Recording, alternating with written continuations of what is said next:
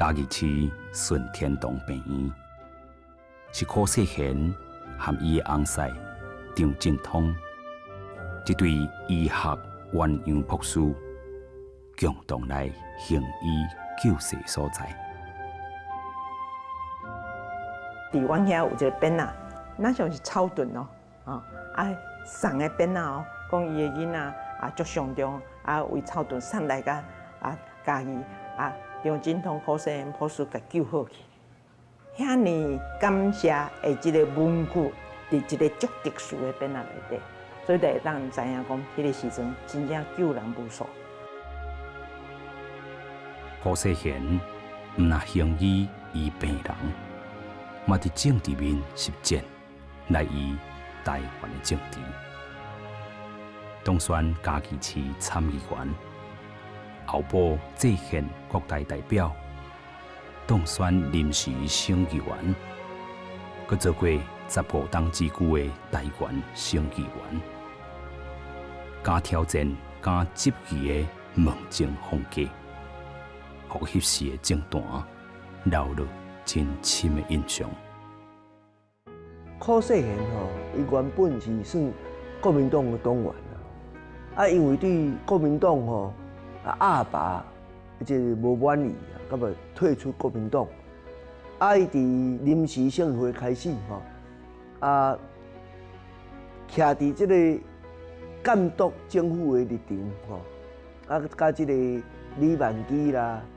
郭有新啦、郭国基啦、李延赞吴三连因大家共同为台湾人民来发声历史上叫做有龙与凤啦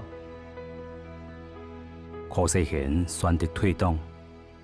开展伊对抗威权的党外之路。虽然因为雷震案筹组中国民主党的计划失败收尾，但总是嘛会当发挥制衡的力量。这6个人，敢若拢共同参与这个反对党的组党，这个代志伫台湾来讲非常重要。简单讲就是讲，对原本选举无公平，希望一个政党来国民党竞争，这个政党本身除了选举以外，阁会当议会内底发挥一体的力量来制衡国民党，将可惜失败。这是但总是因留下着因拍拼的历史的记录。1968年，柯世贤当选嘉义市市长，佮参选正野立法委员，以19万佮1票得到台湾上悬的票数。1982年1月，伊佮当选第6届嘉义市市长。